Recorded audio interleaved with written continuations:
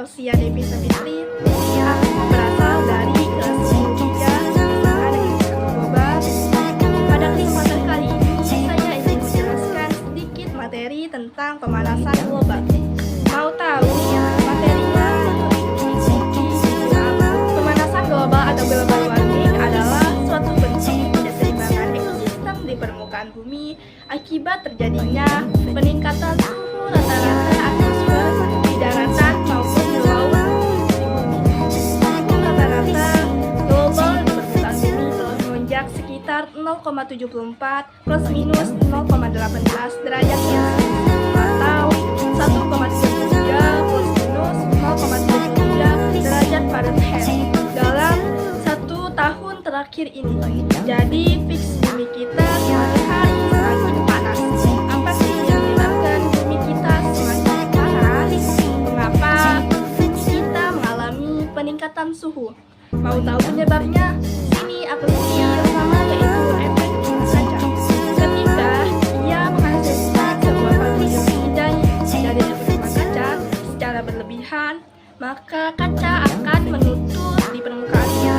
Layaknya sifat kaca, gas-gas yang dilapisi akan memantulkan infrared dari matahari yang seharusnya dikeluarkan ke angkasa. Sebenarnya efek rumah kaca ada gunanya di bumi kita, dalam halnya memberi panas.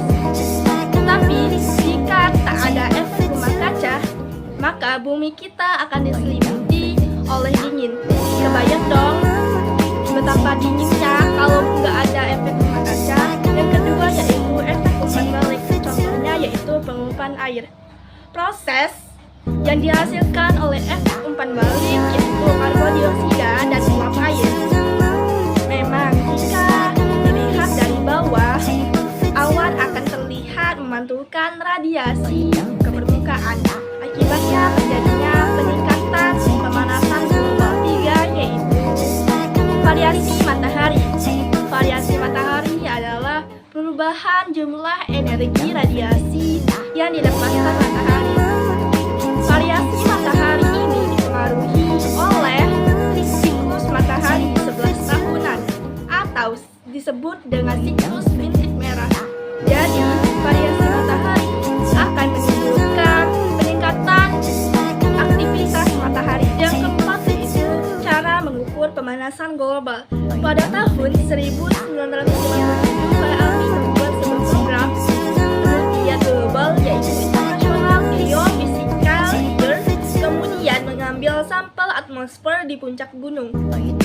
Hasilnya ternyata memiliki kadar CO2 meningkatkan konsentrasi atmosfer dan menyebabkan pemanasan global. Yang kelima yaitu modal iklim.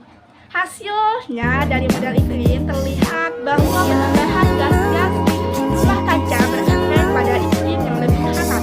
Model-model yang diformulasikan dipakai untuk mengetahui penyebab-penyebab perubahan iklim yang terjadi saat ini. Dengan cara membandingkan perubahan yang telah diamati dengan hasil prediksi model yang telah diketahui penyebabnya, apakah itu alami ataupun aktivitas manusia. Dampak pemanasan global yang pertama yaitu iklim tidak stabil. Faktor-faktor yang mempengaruhi iklim dan cuaca yaitu sinar matahari, suhu, tekanan udara, kelembaban udara, angin, awan, dan curah hujan. Contohnya yaitu di beberapa daerah dilanda kekeringan akibat terjadinya kemarauan. Adanya pemanasan global di bagian utara dan belahan bumi. Seringkali terjadi pemanasan di daerah-daerah tertentu dibandingkan di daerah lain. Akibatnya gunung es mulai mencair sehingga daratan akan menyempit. Yang kedua yaitu meningkatnya permukaan air laut. Cairnya es di daerah kutub telah menyebabkan volume air laut akan bertambah. Akibatnya terjadi peningkatan permukaan air laut. Apa yang terjadi jika air laut naik?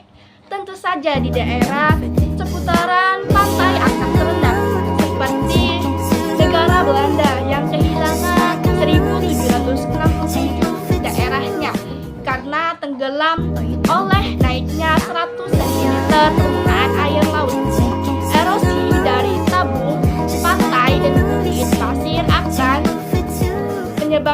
peningkatan ketika tinggi lautnya mencapai sudah melebihi batas, maka akan menyebabkan banjir. Ketiga yaitu suhu global cenderung meningkat. Jika salju di daerah gurun sampai turun, pertanian gurun yang menggunakan air irigasi dari gunung jauh dapat menderita jadi snowpack atau kumpulan salju yang dihasilkan di musim dingin, yang berfungsi sebagai reservoir alami yang mencair sebelum puncak gelembungan masa tanam. Belum lagi tanaman pangan dan hutan dapat mengalami serangan dan penyakit yang lebih hebat. Yang keempat yaitu gangguan ekologis. Efek pemanasan mengganggu kehidupan. Hewan-hewan akan bermigrasi mencari tempat sejuk. Tumbuhan mengubah arah pertumbuhannya mencari tempat yang mendukung pertumbuhannya. Hewan dan tanaman bisa jadi berakhir dengan kepunahan karena tak mampu beradaptasi kelima yaitu dampak sosial dan politik. Kondisi cuaca yang tak menentu menyebabkan munculnya berbagai penyakit pada petani.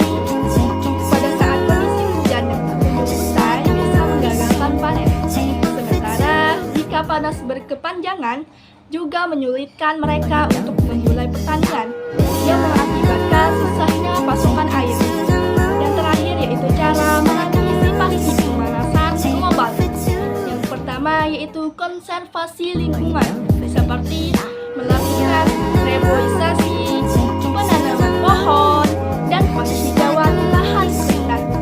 Yang kedua yaitu menggunakan energi yang bersumber dari energi alternatif, seperti energi air, matahari, angin, dan bioenergi, guna mengurangi penggunaan energi bahan bakar fosil, seperti minyak bumi dan batu bara. Yang ketiga yaitu daur ulang dan efisiensi energi. Yang keempat, upaya pendidikan kepada masyarakat luas dengan memberikan pemahaman dan penerapan untuk mencegah terjadinya pemanasan global. Hanya ini yang bisa saya sampaikan. Kurang lebih, mohon maaf apabila ada kesalahan kata maupun ucapan. Saya mengucapkan terima kasih.